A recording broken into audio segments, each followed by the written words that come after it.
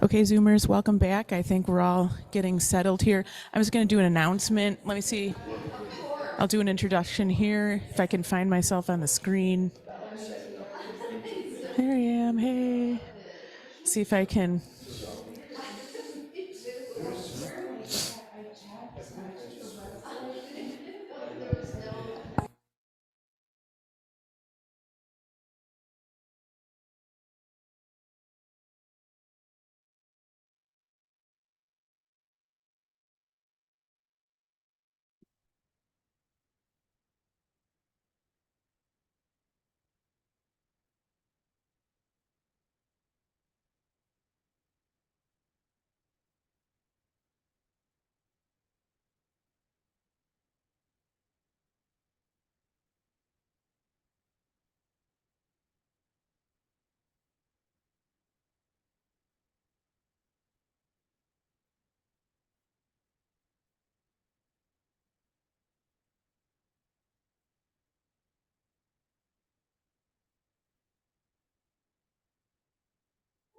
Okay, let me find myself. Here I am. Welcome back, everyone. We're bringing a lot of heat, energy here in conversation this morning in the Zendo. Okay, let's see. I'm going to have to do some of my quiet coyote here for those in person. Everyone hold up your coyote. Welcome back. We've got a lot of conversation going on here today. Welcome. Hi. Okay, here we go. It is my pleasure to announce Reverend Diane Myogetsu Bejcek, or Dr. Reverend Diane Myogetsu Bejcek, right? She is a Nabate priest here at ZLMC and a wonderful teacher. She is a licensed clinical psychologist with that PhD working for DCFS and other social services agencies as a supervisor and consultant to children. Thank you so much for being here to talk today. This Dharma talk this morning is entitled Some Encouraging Words for Zen Students. Thank you, Diane. Good morning, everybody. Pleasure to be with all of you. I do apologize for making the decision to stay in my comfy home rather than being in the Zendo. I love being able to teach actually in the Zendo, but I have to also just acknowledge the conditions that arise for me, making it a little bit easier to navigate by being at home. So very nice to see everyone. And I thought it would be really joyful to spend some time today, this morning, looking at some encouraging words for Zen Buddhist students. And I'm going to be referencing the book by Roshi Robert Aiken, Encouraging Words, and the other text, Taking the Path of Zen, also by Roshi Aiken. So I've been reading this book over and over again because I think especially in January when things can be a little gloomy and the sun isn't with us as much as it usually is, we can recognize that our path can offer some challenges. Our spiritual path, our Zen path, our religious path, whatever paths we feel that we're a part of, it can sometimes be challenging and confusing, right? Sometimes we can feel some laziness or inertia or discouragement. And the danger of that is that it can knock us off the path. And it can create challenges and difficulties where we feel less motivated, we feel less inspired to continue our practice and to continue our path of Zen. So we've got some choice when our path feels a little flat. We can either go for ordinary samsaric refuge. And what does that mean, samsaric refuge? It means we distract ourselves. We use methods that are not necessarily leading to a more beneficial state of mind or heart. It's just sort of subduing whatever discomfort, whatever restlessness, whatever irritation we feel. So ordinary samsaric refuge, and not that I'm not judging at all, but we might immerse ourselves in TV or sleep or any methods that are meant to distract us from what's happening right now, right at the present moment. But our other choice, and what we're going to talk about this morning, our other choice is to go for dharmic refuge, right? It's to use the teachings, the study, the practice that we have all been involved in to feel inspired and encouraged. Because when our practice is feeling flat, we're not feeling very inspired. We're not feeling very encouraged to keep practicing and to keep at it. And we know that that's essential to be able to make progress. We know that we have to keep going. But it's usually more fun to keep going when our mind feels light and our heart feels joyful and we feel filled with inspiration and encouragement.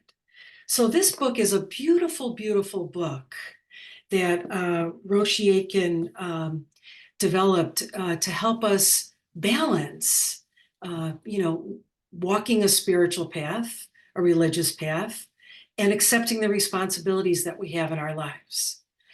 One is not to the exclusion of the other. So when I talk about refuge practice, I want to make sure that we really appreciate the profundity of going for refuge. I mean, the words themselves, going for refuge, I hazard that when we've encountered difficult situations, we do something to get us out of that situation. So if we're feeling anxious, if we're feeling sad or lonely, if we're feeling frustrated or irritated, we usually do something to bring about some relief. And that something is usually an ordinary samsaric something because it doesn't last. It may give us some temporary relief, some temporary respite. But in our Zen Buddhist training, we're hoping to have a wider view than just a temporary respite from life's troubles and difficulties and mental confusions and pain. And we're trying to encompass a broader reaching respite, a respite from this cycle of constant suffering and dissatisfaction and delusion. So I want to read a little something from Taking the Path of Zen, because I think this really sort of captures the start of our practice, which is, and Roshi Aiken says, it's making it personal. So our practice is about making it personal. Our practice is not just ticking off another box on our to-do list. Maybe we have bucket lists or to-do lists, travel to the Grand Canyon, gain enlightenment. I don't know. We don't want it to be so superficial or mundane, right? So one of the ways that we can really connect and feel encouraged and inspired is to make it personal. So Roshi Aiken says, in taking up Zen Buddhism, we find that the life of Buddha is our own life. Consider that for a moment.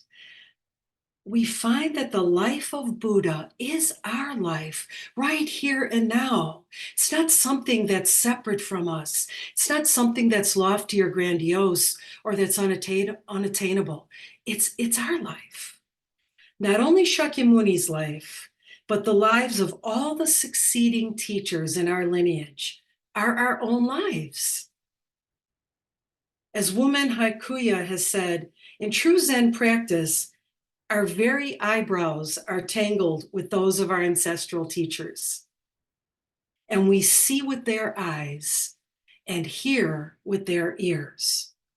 This is not because we copy them or change to be like them. It means that we find our own true nature of all things, which the teachers of old, our succeeding teachers, ancestors, have so clearly showed in their words and actions. This is making it personal, folks. our own words and actions, being guided by our teachers, our abbots, our lineage, our spiritual friends. On the Zen path, we seek for ourselves the experience of Buddha Shakyamuni. However, we do not owe fundamental allegiance to him, but to ourselves and our environment. So it's essential at the beginning of practice. And I don't know about all of you, but I like to think of my practice as I'm at the beginning. I'm at the beginning, and that's okay. I can be at the beginning until I die, and that's okay. That's what I mean about making it personal and not using it as a checklist off, okay, I've done this, I've taken this class, I've listened to this teaching, I've heard this teacher. What's next? What's next? What's next? It's sort of like, scrolling through Instagram. I have to admit, I have a little bit of a bad habit sometimes, and I do scroll through Instagram. Sometimes I like to say it's collecting Buddha pictures, which are lovely and I like to do, but quite honestly, it's a distraction, right? It's samsaric refuge. I'm a little tired. I'll scroll through Instagram rather than picking up a Dharma book at times. So it's essential at the beginning of practice to acknowledge that the path is personal and intimate. Personal and intimate. It is no good to examine it from a distance as if it were someone else's. You must walk it for yourself. In this spirit, invest yourself in your practice, confident of your heritage, and train earnestly, side by side with your sisters and brothers. It is in this engagement that we will find peace and realization. I think that could be the whole talk right there. See you later. It's amazing to think of how we distance ourselves from our very spiritual practice. And we see it as something separate or apart, or something to be attained or understood. But it's clearly something that we have to discover for ourselves. And Roshi Aiken, I don't know how many of you are familiar with Roshi Robert Aiken. If you've taken Jukai, you've likely studied The Mind of Clover, which Roshi Aiken wrote. But Roshi Aiken, and as all of you know, I'm really so humble when I think about the lineage of our instruction. When I think of all of the teachers and ancestors that came before us, I think it's profound to allow our heart to steep in gratitude that where we're at right now at this moment in time is truly a precious gift from our teachers and our ancestors. And so Roshi Robert Aiken, had a lineage of instruction as well. And all authentic teachings pay homage or respect a lineage. That's why it touches our heart, because it's coming from a true place. It's coming from truth. So Roshi Aiken sort of had many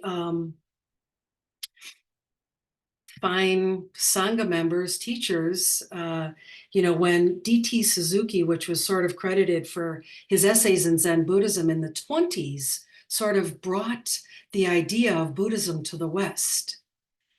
And then the Roshis followed, Shunryu Suzuki in San Francisco Zen Center, Maizumi Roshi, Zen Center, Los Angeles, many teachers that practiced on the East and West coasts, that all of us in the West have this opportunity and had an opportunity. Maybe we stumbled and fumbled and tumbled into it, but we're here now. And how are we going to maximize the time that we have? So the lineage deepens our gratitude and our great good fortune of where we're practicing and sitting right now. And if we consider that, I think it brings some joy, and I think it brings some inspiration and encouragement to our heart, especially when the practice feels a little flat. I won't kid you, and I think maybe all of you have had this experience, but the practice, we get caught up in things. Our lives are busy. How many times have we said that to others or heard others say that to us? I'm so busy. I'm really busy. I don't have time for that. One of my favorite teachings is, you should try to sit every day, at least for 10 minutes. And if you're really busy, try to sit for an hour. It's true, right? So what are we busy doing? So Roshi Aiken has a special understanding, and I would also add our wonderful abbots, Roshi Robert and Roshi June, have a special understanding of the issues that Western students face. And Roshi Aiken, in his book, Encouraging Words, and I'm going to highlight a few of the sections just for us to talk about today. It was looking at how we maintain balance. Because we have families, we have work, we have hobbies, we have interests, we have friends, and we also have a desire to walk a spiritual path. So how do we integrate that? How do we maintain that balance so that we don't feel less than if we didn't get up and go to the Zendo, or we had a family responsibility that took us away from our usual sitting time? So our teachers are helping us integrate our lives. It's all a spiritual path, right? If we acknowledge that. So let me read a quote from Robert Aiken. He said, "The tree that shades formal religious practice also shades homemaking, school teaching, and building a garage. The inspiration that guides monks and nuns in ancient sanghas is our own deepest incentive as we establish our new sangha forms in a world that desperately needs new forms of kinship and love." So Roshi Aiken said there's three main concerns of a Zen student. And the Tibetan Lojong teachings give us four ways that we can practice this. But what are the three main concerns of a Zen student? One, being alive is a very important responsibility. And I'm not saying this, capriciously. Being alive is a very important responsibility. Do we have that awareness deep down in our heart? And this responsibility, we have little time to fulfill the responsibility, right? We know life is short. So being alive is an important responsibility, and we have little time to fulfill that. We need a rigorous practice to be able to do that. So this is much like what the Tibetan Lojong teachings, when we're feeling like we need some oomph, we need something to inspire, encourage us, the very, very first point of training the mind, of mind training, the 7 points of training the mind, is resolve to begin. Resolve to begin again. Resolve to begin again. That's what I mean about always being at the beginning of our practice. We fall down, we get back up. We fall down, we get back up. No judgment, no discouragement. So if we resolve to begin, one of the ways that we can build momentum is to consider 4 reflections. And it's much like what Roshi Aiken said. One is, we have a precious human life. Being alive is a responsibility. The certainty of death is upon us. We know that we're going to die. How can we fulfill this responsibility? We also recognize that, the indelible nature of our actions will lead to a result. That's karma. And we understand that suffering is everywhere. Suffering is everywhere. Our practice is about facing it and moving forward through it with others, opening our heart. So we have a responsibility. Do we look at our precious life as a responsibility to ourselves and to others? How am I going to actualize myself, these teachings, by opening my heart, opening my mind, reaching out with compassion and kindness? So one of the main points that Roshi Aiken has in his book, that's his words of encouragement. In the first half of this book, he calls it words from the dojo. And dojo is Zendo. It's our training centers. And the second half of the book, he talks about, it's sort of like little chapters on the essays that he gave during Sesshin and during his time as a teacher in the Diamond Sangha network. So the first point that he really brought about was practicing Zazen. Now, here's where our minds can shut down a little bit, because all of us practice Zazen, don't we? And maybe we think, what else might you teach on Myogetsu that would be a little bit more advanced or esoteric? I know about Zazen. I sit Zazen. This is where coming back to the basics is a phenomenal practice. It's also a practice of humility. Because the moments when I think to myself, oh, I've heard that before. I've maybe heard that 10 times before. And I think, I'd like something a little bit juicier and meatier. And I think, no, that's probably exactly what I need to study and practice right in the moment, is coming back to the basics, right? Do any of the Chicago Bulls ever stop practicing free throws? Right? They don't say, oh, I've done about 500 of them or 1,000 my lifetime. What's next? No. Back to the basics. So Zazen, Roshi Aiken says, Zazen is the foundation of Zen. Everything flows from the center of our practice of Zazen. Everything. He says the heart of Zen training is Zazen. Without it, there is no Zen. Without it, there is no realization. And without it, there is no application of the practice. So here's a way that we can make it personal and intimate.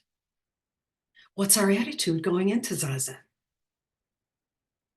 Roshi Aiken said we should always have a naive attitude.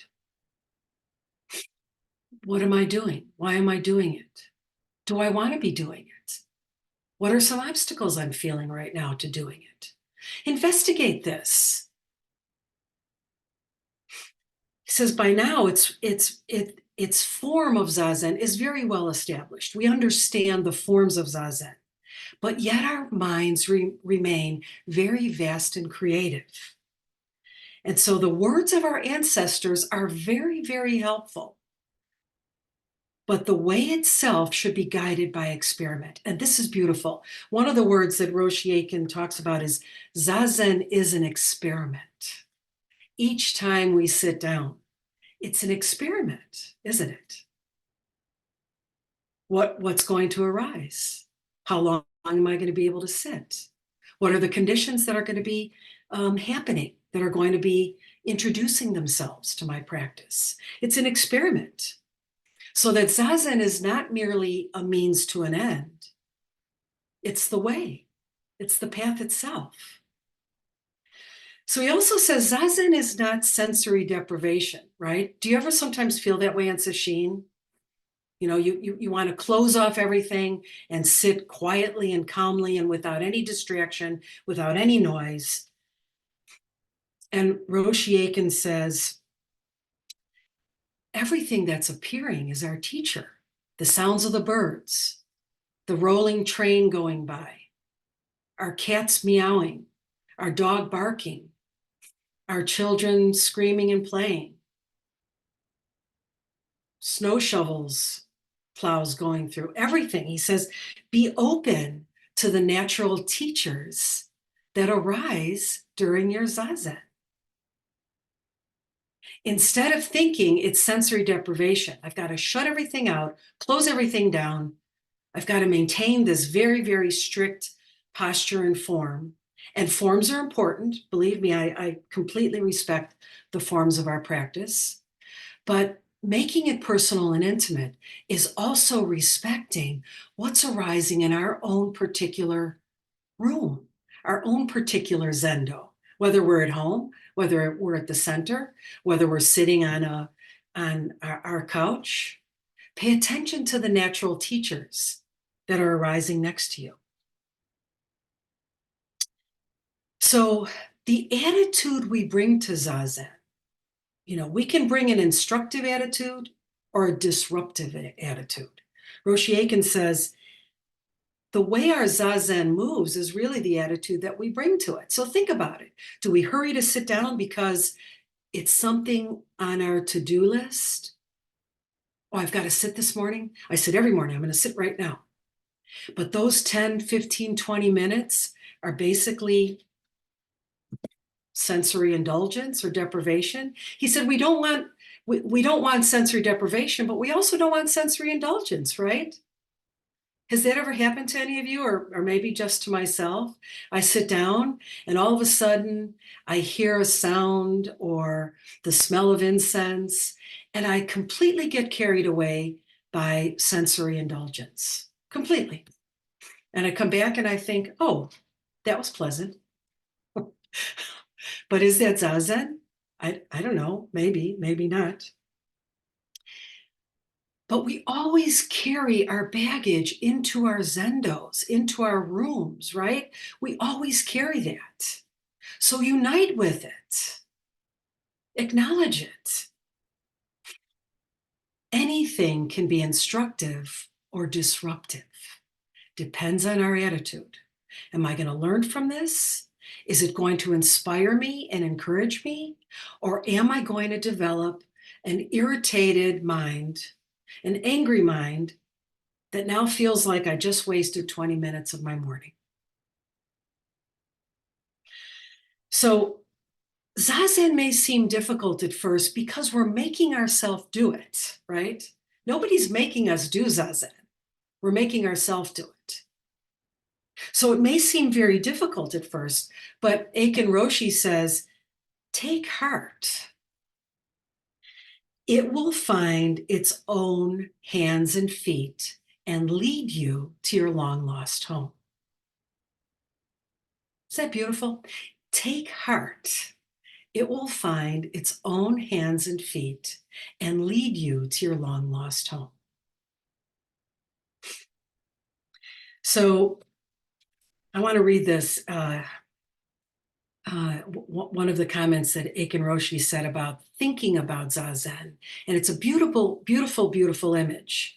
He said, sitting with Buddha Shakyamuni beneath his tree, sitting with succeeding teachers, sitting with everyone who devoted themselves to the Buddha Dharma, sitting with each other, sitting on our chairs, sitting on our cushions, is the Bodhimanda, the seat of awakening. Our bodies are the Bodhimanda, the seat of awakening. So in our practice of Zazen, we take our ordinary room and Zendo, and the Bodhimanda has an opportunity to arise. The seat of awakening is where we're sitting. We're sitting with Buddha. We're sitting with our Sangha. We're sitting with our teachers. We're sitting alone. We're sitting with our cat. And sitting with our cat today in beautiful sunny Florida, rejoicing at Anne's warmth. So Roshi Aiken says, it remains for each of us to make our own seat a dojo, to make our own seat a zendo, to make our own body a place of enlightenment. So what does that mean to each of you? Please consider what that means to you. These are words from a teacher, but we have to take those words and investigate it in our own heart. What does that mean to sit with the Buddhas? What does that mean to sit in my own meditation space, in the Zendo? Being alive is an important responsibility. What is that responsibility? How can I sit with Buddha? How can I sit with Sangha? How do I sit for the sake of others? Am I interested in that? Do I feel it deep down inside my heart? Or am I just checking something off on my bucket list? Taking a vacation in the Grand Cayman Islands? Meditating. Is it our whole life? Is it what we breathe? So, oh, May told me that we're trying to make the Sunday morning Zen talks a little bit shorter, so we have more time for discussion. And I'm going to apologize right now because I don't know how much that's going to happen, but I'm going to try. I'm going to try really hard to follow May's very good advice. So in Roshi Aiken's book, he has a beautiful chapter called "The World Does Zazen." I just think this is phenomenal. The world does Zazen. We are the world doing Zazen. The student of Zen Buddhism finds the light of inspiration in beings and incidents of the world. Thus, unlike the way of most meditative traditions, the light is not sought exclusively within. Fundamentally, however, inside and outside are not two.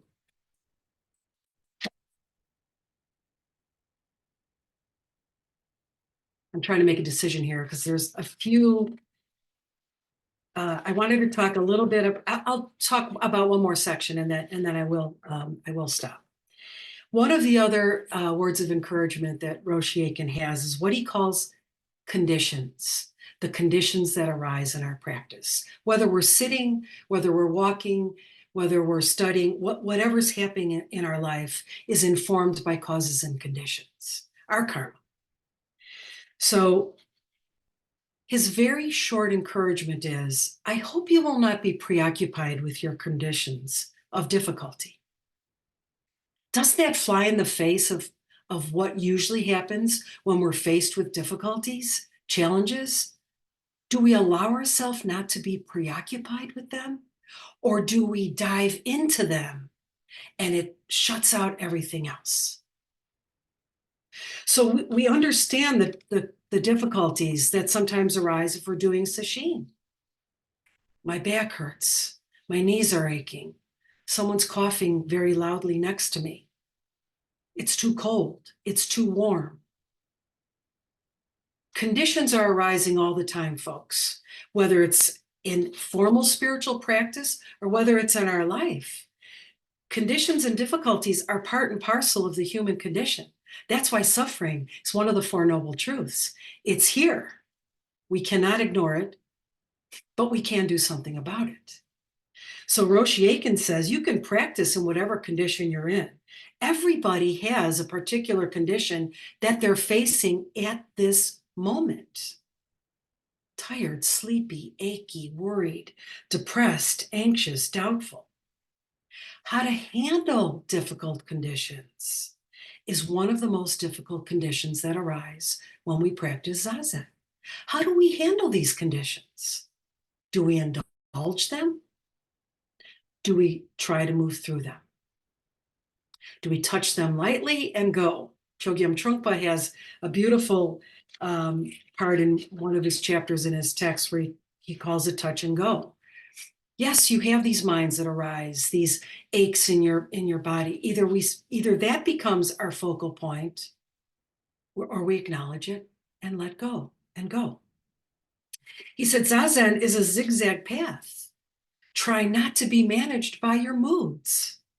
Try not to be managed or controlled by your difficult conditions. They're not adversaries that we have to overcome. They're conditions that we accept. Don't linger. Move forward. Because we can linger in evaluation, right? How am I doing? Is this good enough? Oh, so-and-so next to me seems to be sitting without moving.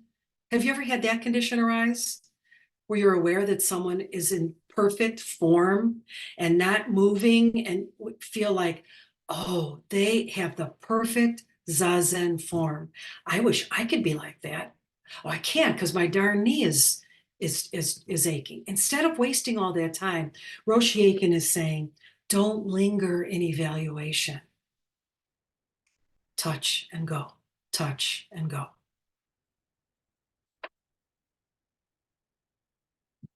The last piece I'm going to share is, and he encourages us as Zen students to practice patience with ourselves, with our path.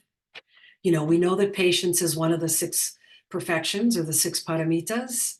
The perfection of patience is not an exercise in endurance. Initially, it might feel that way, but it is a loving acceptance, breath by breath. Patience is a loving acceptance, breath by breath. Following the way of patience, we find our own realization, not someone else's. So the way is personal, intimate, investigated. So I'll finish and give us some time to have some discussion. That's always my downfall, and I'm going to try to follow June May's good advice here. So I found a beautiful poem. You may be familiar with this by EQ, a Japanese Zen Buddhist monk. And he said, every day priests minutely examine the law and endlessly chant complicated sutras. Before doing that, though, they should learn how to read the love letters sent by the wind and rain, the snow and moon. Just beautiful. Thank you all so very much. It's just a pleasure to share Dharma and to be here with all of you. And hopefully this was of some benefit. So I'd like to stop and take some time before kinship hour for those of you that are in the center. And because the talk today was some encouraging words, I know all of you have encouraging words, and I'm hoping that you'll be willing to share some of your inspiration and some of your encouragement now as we sort of open this up to discussion. So please just jump in. I'd like to hear from all of you and learn from all of you in terms of what has opened your heart and inspired you to practice Zazen and to balance the path of spirituality and being a householder. So anyone, please jump in.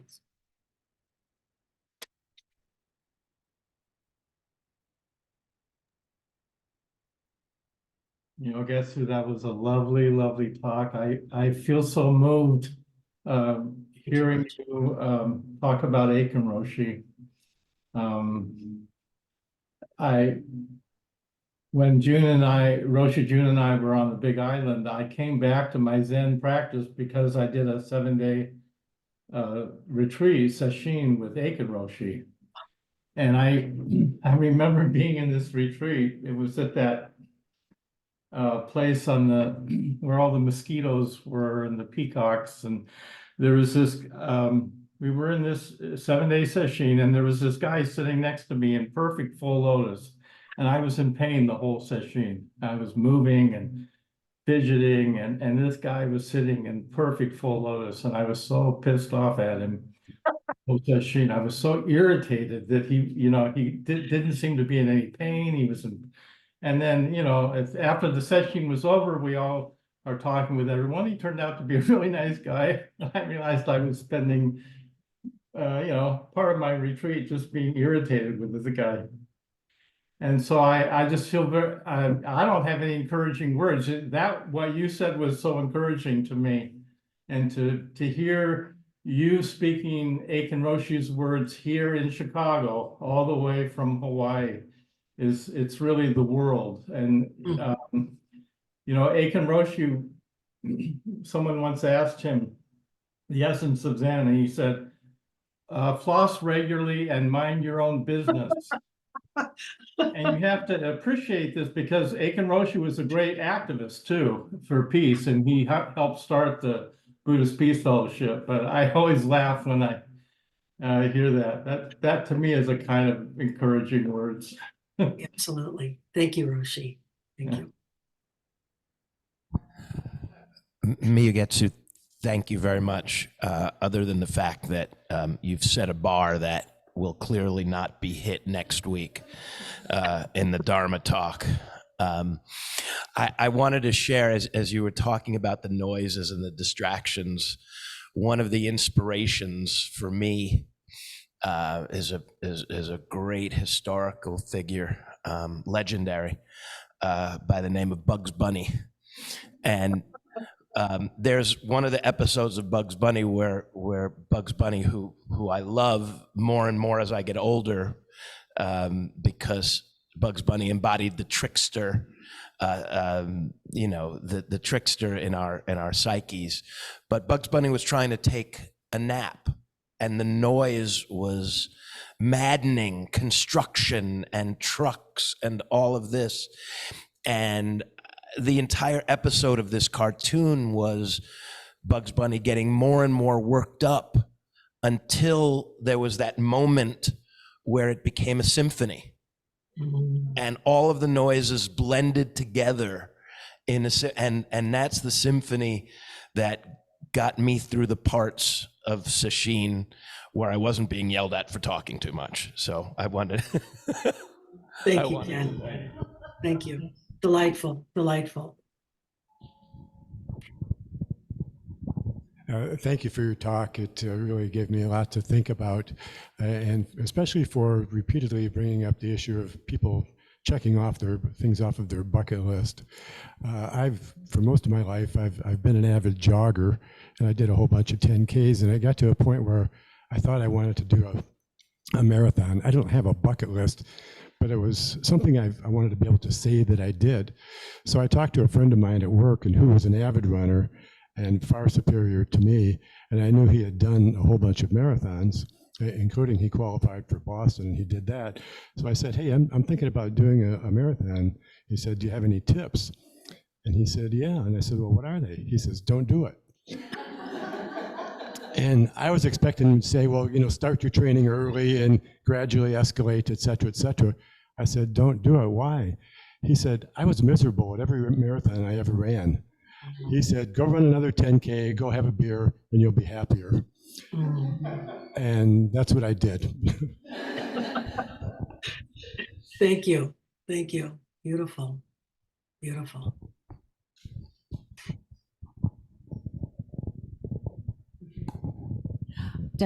Diane, that was really a great talk. Thank you very much.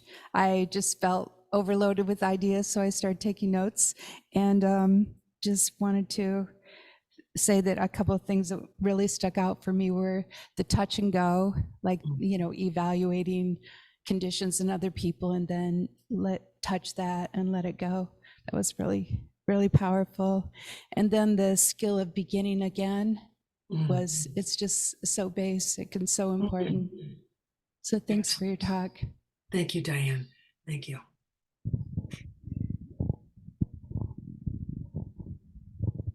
Myogetsu, such a beautiful talk. Thank you so much.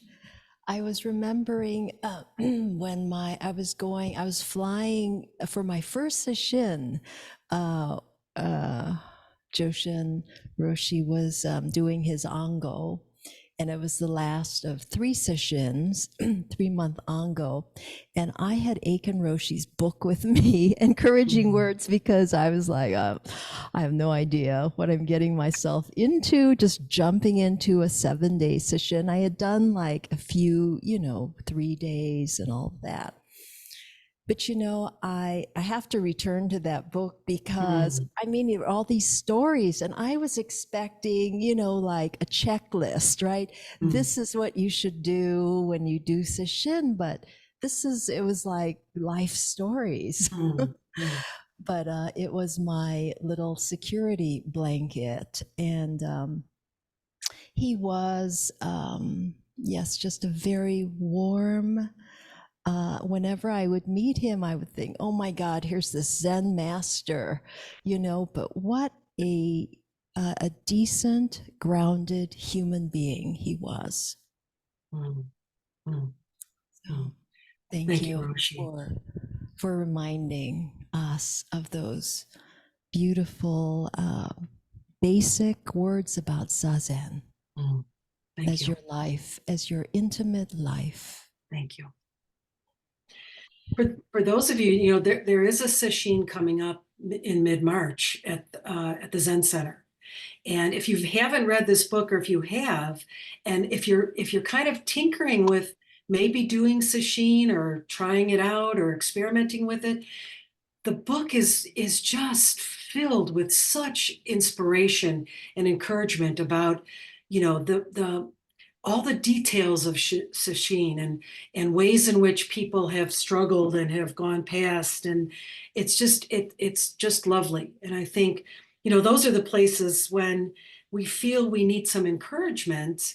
Go to our books, go to our teachers, go to our spiritual friends. There's so many ways we can draw from each other in as sangha and as spiritual friends, to be able to fulfill our responsibility as human beings, being alive. So I know we have a little bit of time left. If anyone else has any other inspiration, yeah, Yes. Genshin. Hi, Myogetsu, and good morning, Roshi and Sangha. A terrific time of love this morning. I am so moved by your teaching. And what's coming to mind for me is, after listening to you, I think I've been spending my time in Zazen looking for the impact of Zazen while I'm in Zazen. And it's coming to me that the impact of Zazen is happening when I'm off the cushion. Mm-hmm. And I've been really preoccupied with not having it happen on the cushion, because my mind is racing, or I'm doing this, or I'm lost in the smell of the incense, and I have spent a lot of time coming out of Zazen feeling like I haven't gone deep enough, or I go into Zazen, my attitude is usually, okay, Jackie or Genshin, find yourself this time. I say, and but as I'm taking in the teachings this morning, wow, I'm extremely impacted by Zazen. In the moments around it and in my life. And very quickly, just something I wanted to ask, just a little bit for you to expound on just a little, was when you were talking about taking in the conditions and maybe the sounds and things like that as my teacher, and kind of paying attention to that. And then you spoke about not getting kind of overindulgent in those things that come up to my senses. Is there like a time frame when I'm like, you're going from paying attention and learning something to overindulgence? That's a little. Yes. Okay, thank you. It's a beautiful question, Genshin. Thank you so much for sharing your thoughts and for asking that, because it is sort of that delicate balance, isn't there? Like we understand that conditions do arise based on our karma, based on our own karmic cause and effects. And so it's sort of finding that place. Like when you first started to ride a bike, remember how hard it was to balance and every part of our mind was focused on pressure on the pedal and steering and watching out that we don't fall off our bike, and I think we do that as well. At least I do in Zazen. Like when at first conditions arise and we want to spend time, especially if we feel like there's something to dig in about it. But is that taking us away from just sitting? If it's meant to come around, it'll come around. It's one thing that I've learned over the course of many, many years practicing. When I touch and let it go, if it's meant for me to have something to face, it'll come back around. It's like a boomerang. it'll come back around, maybe in a different shape, maybe in a different form, maybe with a different person. But whatever that teaching was, we won't lose it until we actually transform it, or purify it. Yes, Roshi. I had someone ask me about meditation some time ago, and they were confused because they were reading too much, and they're trying to understand karma and emptiness. And I said, just meditate.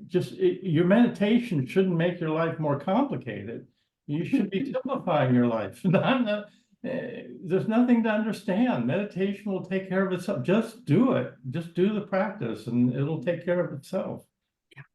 Yeah, thank you. Thank It's you. hard to trust like that. And Aiken Roshi was very old school. And like Roshi Jun said, he was very kind, but he was very traditional. And he was, he was caught by the Japanese during World War II. He spent time in a camp in Japan. And his first, I think one of his first awarenesses of Zen was he heard some poems by Blythe. Mhm. Yeah. So he was just so, he was very kind and kind of upright, very dignified as a human being. Just so moved to hear you talking about Aiken Roshi this morning and the way you talked about it. Thank you. Thank you. Well, thank you, Joshin Roshi and Rushin Roshi. It's always so inspiring to me to hear of your encounters with teachers and with ancestors. I feel like, for us sitting in Oak Park and in the Zen Center of Oak Park, it's profound what surrounds us when we're sitting in the Zen Center, when we're receiving teachings, and when we're being Sangha friends, spiritual friends. It's profound, and it makes me think about the responsibility we have to fulfill, not only for ourselves, but for others. I mean, that's the Bodhisattva way, right? We're sitting so that self and others awaken together. That's a huge responsibility, but we can do it. I think it's the other place that I've tried to cultivate is that it's doable. Sometimes we think it's so far off, and how will I move past all of these worries and challenges and adverse conditions, and how will I do this? And it's doable. It's absolutely doable. Look for encouragement, look for joy. Be joyful. It's a joyful path. I've said this time and time again. It's not a miserable path, like Roshi was saying. Meditation shouldn't make us miserable. It is a joyful path. And if we're not joyful, then investigate that. What's keeping us, what's holding us back from feeling the joy of Dharma, feeling the joy of sitting, being encouraged? What's holding us back? Look at the conditions. Make it personal and intimate. Make it personal and intimate. And then share it. Then share. Open your hearts and share. Anyone else? Yes, Anne? Yeah. Well, thank you so much. And it's so wonderful to be able to be here with folks today. I was thinking about conditions and also the importance of Sangha. And it brought to mind strangely enough, one of my favorite sessions was when years ago we were in the house on Humphrey, and next door there was nonstop construction. And it was so noisy, but yet we did it. We did it together and we laughed together. And it was really a good session. And it was just so noisy and so loud. And it was sort of an important moment for me to see that I could go home and no matter what the conditions were, I could just sit. And there's no perfect time, there's no perfect place. And again, also the importance of Sangha in that situation was amazing for me. Thank you, Anne. Good. So, Robin, I saw you had your hand up. Yes, thank you. Thank you, Diane. It just was very timely for me today, and I just deeply appreciate your talk and you. Thank you. Thank you. So we have another minute or two. Last out the door thoughts.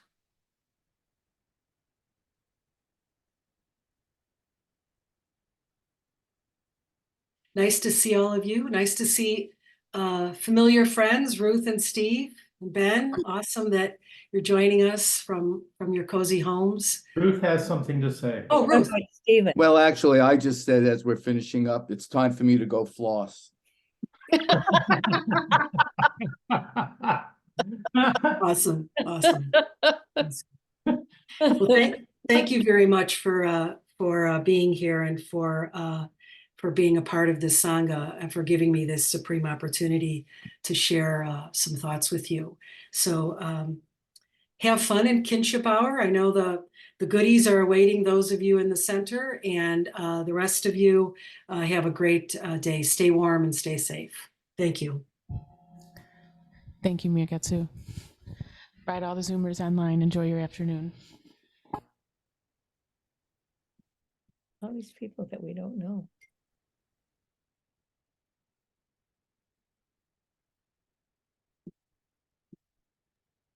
Hi, Robin. Stay warm. How you doing? Left. Okay.